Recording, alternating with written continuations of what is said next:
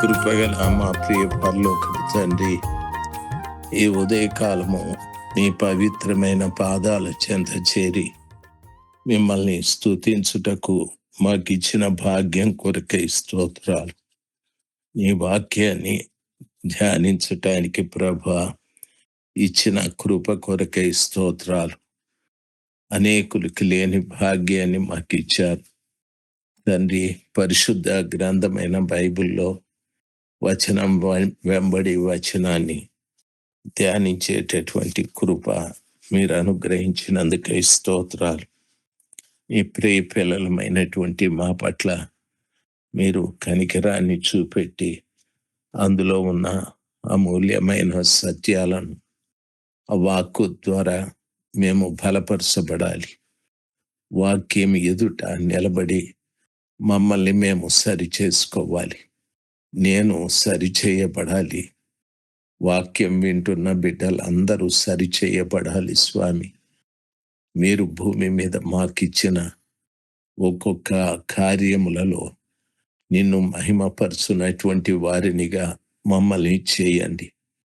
మీరే మహిమ పొందుకొనమని యేసు ప్రభుల వారి నామంలో ప్రార్థన చేసి వేడుకుంటున్నాను పరలోకపు తండ్రి. Amen, amen. ఆగస్టు మాసం 2వ తారీఖు 2026 ఆదివారం. నెహెమ్యా గ్రంథము 13వ అధ్యాయం 41వ వచనం. యాజకులకు ఎల్యాకీము, మయషేయ, మిన్యామీను, మీకాయ, ఎలోయేనై, జకర్య, హనన్య బాకాలు పట్టుకొనిది. ఇజ్రాహయ అనువాడు నడిపింపగా మయషేయ, షమయ, ఏలియ, జరు, ఉజ్జి, యెహోనాను, మల్కీయ, ఏలాము, ఏజేరులను గాయకులుగా బిగ్గరగా పాడిరి. మరియు దేవుడు తమకు మహానందము కలుగజేసనని ఆ దినములో వారు గొప్ప బలులను అర్పించి సంతోషించిరి. వారి భార్యలు, పిల్లలు కూడా సంతోషించిరి. అందువలన యెరూషలేములో పుట్టిన ఆనంద ధ్వని బహు దూరమునకు వినబడెను. ప్రియులారా, దేవుని పిల్లలుగా ఆలోచించవలసిన విషయం, ఇక్కడ దేవుని మందిరములో పాటలు పాడు 2 గుంపులతో నెహెమ్యా తరువాత పెద్దలు కొంతమంది లేచి నిలబడ్డారు. దేవుని పిల్లలు గమనించాల్సింది, నెహెమ్యా ఆ నాయకుడు, పెద్దలు సంఘంలో ఆ దినమున వారికి ఎవరైతే పెద్దలుగా ఉన్నారో వారు సగము మంది లేచి నిలబడ్డారు. ఆ 2 గుంపుల వారు పాటలు పాడుతూ ఉన్నారు. కొంతమంది బూరలు ఊదుతూ ఉన్నారు. ప్రియులారా, ఆ రీతిగానే గాయకులు బిగ్గరగా పాటలు పాడారు. దాని కొరకు ఎవరెవరు నిర్ణయించారో వారే ఆ స్థలంలో నిలబడి పాడుతూ ఉన్నారు. వాయిద్యాలు వాయిస్తూ ఉన్నారు. దేవునికి మహిమ కలగాలి. మనము దేవుని సన్నిధానంలోకి ఎందుకు వెళ్ళాలి అంటే వాక్యం ఈ రీతిగా సెలవిస్తుంది. చూడండి, ఆ దినములలో వారు గొప్ప బలులను అర్పించి సంతోషించరని. దేవునికి బలులు అర్పించటానికి దేవుని మందిరానికి వెళ్ళాలి. దేవునికి బలులు అర్పించడం అంటే బైబిల్ సెలవిస్తుంది, దేవుడు బలిని కోరువాడు కాదు. ఆయనకిష్టమైన బలి విరిగి నలిగిన మనస్సే. విరిగి నలిగిన హృదయాన్ని ఆయన అలక్ష్యము చేయడు. దేవుని సన్నిధానంలోకి వెళ్ళే ప్రతి బిడ్డ తన మనస్సు దేవుని సన్నిధానంలో విరవబడాలి. తన హృదయము నలిగిపోవాలి. అంటే దాని అర్థం పశ్చాత్తాపము. తాను చేసే ప్రతి ప్రార్థనలో కూడా ఈ బలులు ఉండాలి. విరిగి నలిగిన మనస్సు ఉండాలి. విరిగి నలిగిన హృదయం కూడా ఉండాలి. మనము ప్రార్థించేటప్పుడు ప్రార్థనను వల్లించడం గొప్ప సమాచారం కాదు. ప్రార్థనను ఇష్టానుసారంగా కోరికలు చెప్పడము అది పద్ధతి కాదు. ప్రార్థనలో బలులు ఉండాలి. గొప్ప బలులు అంటే మన జీవితంలో ఉన్న ప్రతి పాపము విషయమై పశ్చాత్తాపపడేటటువంటి వారుగా మనం ఉండాలి. అదే మనకు సంతోషాన్ని కలుగజేస్తుంది. దేవుని సన్నిధానంలో పశ్చాత్తాపపడిన వ్యక్తులు ఉన్నారు. దయచేసి గమనించాలి. మత్తయి సువార్త 4వ అధ్యాయం 17వ వచనములో అప్పటి నుండి యేసు ప్రభుల వారు పరలోక రాజ్యము సమీపించి ఉన్నది కనుక మారు మనసు పొందుడని చెప్పుచు ప్రకటింప మొదలుపెట్టాను. అంటే పశ్చాత్తాపపడమని. ఒక వ్యక్తి తాను చేసిన పాపముల నిమిత్తమై ప్రభువు పాదాల చెంత పశ్చాత్తాపపడి బ్రతకమని. ఈ రోజున ప్రభు సన్నిధానములకు వచ్చే ప్రతి బిడ్డ కూడా పశ్చాత్తాపం అనేది చాలా ప్రాముఖ్యమైనది. తాను చేసిన తప్పితాన్ని తెలుసుకొని దాన్ని ఒప్పుకొని విడిచిపెట్టడమే మారు మనస్సు లేక పశ్చాత్తాపం. దాని వలన గొప్ప సంతోషము కలుగుతుంది.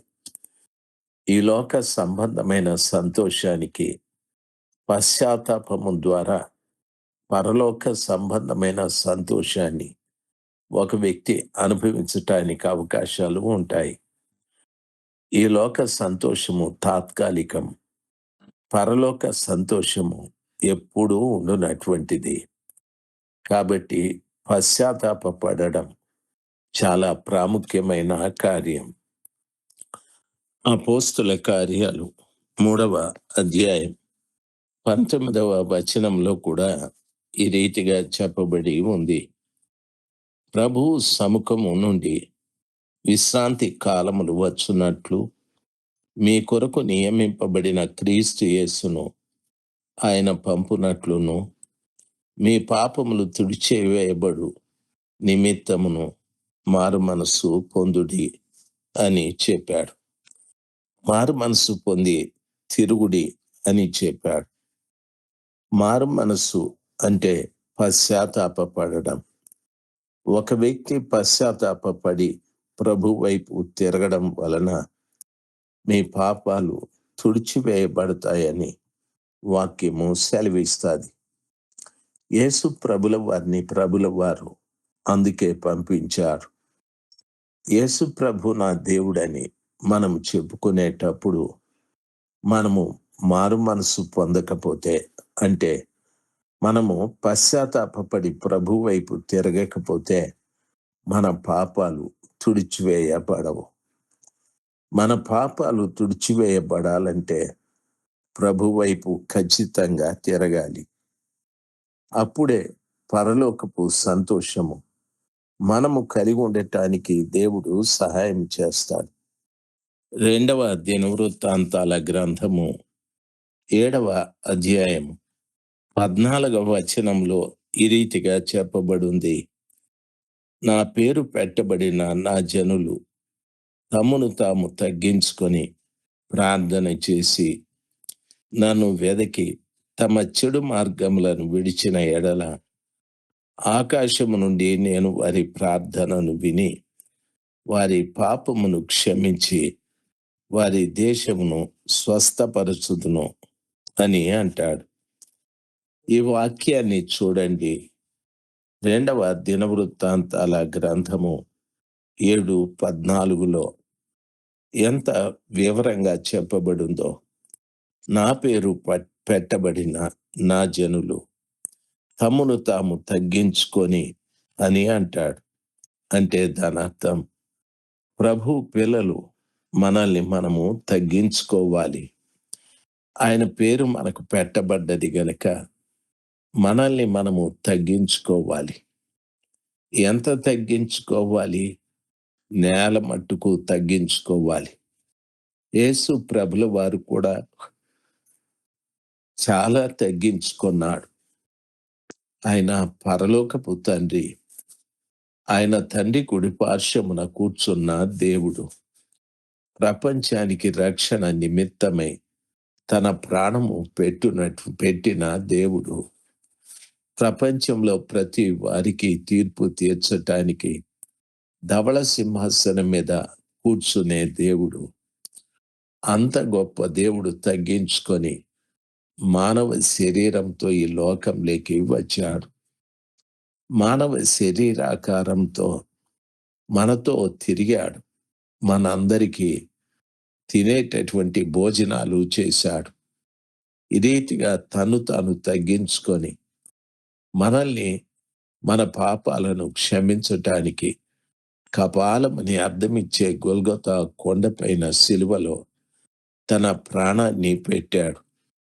ఎంతగా తగ్గించుకున్నాడో ఆలోచించాలి.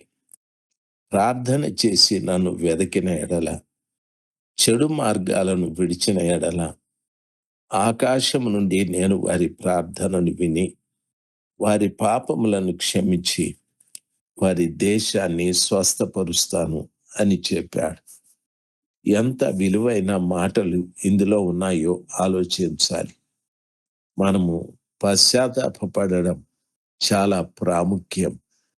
ఈ వాక్యాన్ని ప్రభు చిత్తమైతే రేపు కూడా మీతో మాట్లాడుటకు ప్రభు సహాయం చేయనుగాక. ఆమెన్. ఆమెన్.